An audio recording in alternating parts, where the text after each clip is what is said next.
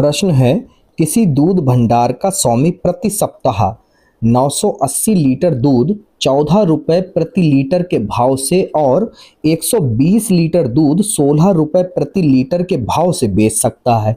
विक्रय मूल्य तथा मांग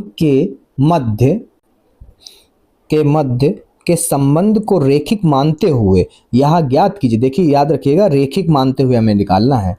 यह ज्ञात कीजिए कि प्रति सप्ताह वह कितना दूध 17 रुपए प्रति लीटर के भाव से बेच सकता है। सबसे पहले आपको एक ग्राफ बना देते हैं। ग्राफ क्या है, एक लाइन बना देते हैं, उससे समझ लीजिएगा कि ये पहला हफ्ता है, ठीक है, ये दूसरे हफ्ते में बेचा गया है और ये तीसरा, तब मान लेते हैं, ठीक है। इसमें जो है उसने बेचा है 14 रुपए में, 14 रुपए के प्रति लीटर के भाव से 980 लीटर दूध। दूसरे बार में उसने बेचा है 16 रुपए का भाव लिया है और 1220 लीटर दूध बेचा है। तीसरे सप्ताह में उसने जो है 17 रुपए का भाव लिया है। अब पूछ रहा है भैया कितने लीटर दूध बेचा होगा, ये पूछ रहा है, मतलब बाई बराबर पूछ रहा है। और आपको मैं बता दूं कि रेखिक है तो जो M1 होगा, जो आपका M1 होगा वो M2 के बराबर होगा, यानी कि अगर हम ढाल निकालते हैं एक के तो वो दूसरे के लिए भी वही होगा, ठीक है। अब क्या करते हैं, सबसे पहले यहाँ पे लिखते हैं माना, बहुत सरल क्वेश्चन है। माना मूल्य को हम जो है यहाँ पर मान लेते हैं x, ठीक है, और मात्रा जो दे रखी है उसको मान लेते हैं y, ठीक है। अब यहाँ पर बिंदु हमने बनाए हैं जो यहाँ पे लिख लेते हैं। बिंदु A जो है वो x1 y1 हो जाएगा, बराबर में आपका है 14 रुपए के हिसाब से 980 लीटर दूध बेचा। दूसरा जो है वो आपका है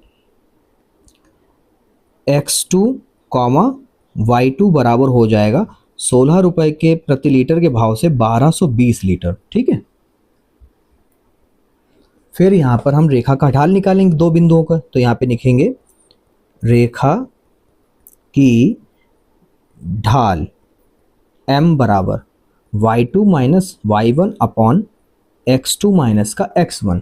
तो यहाँ पर जो है y2 यानी कि ये x2 है, ये y2 है, ये x1 है, ये y1 है। y2 जो है 1220 है, माइनस y1 जो है वो हमारा 980 है, अपॉन में x2 जो है वो 16 है और x1 जो है वो 14 है, ठीक है। अब यहाँ पे देखिए बेटा 1220 में से 980 आप निकालेंगे तो यहाँ पर आपको बचेगा 240। 16 में से 4 को निकालेंगे बचेगा 2, तो इसको कट करोगे तो कितना आ जाएगा 120। तो रेखा की ढाल जो आई है वो आई है 120। अब आपको बता दें ये जो है इसका भी आया है 120 और ये भी 120 हुआ, क्यों, क्योंकि रेखिक है इसलिए, ठीक है। तो A से B जो रेखा है उसका भी हमारा 120 ढाल है और जो B से C की रेखा है उसका भी 120 है। अब हम लोग क्या करेंगे, यहाँ पे लिखेंगे रेखा का समीकरण निकालेंगे। रेखा का समीकरण, और रेखा का समीकरण किसके बीच में निकालू पता है, रेखा का समीकरण हम लोग यहाँ निकालेंगे A से C तक, यानी टोटल रेखा जो है।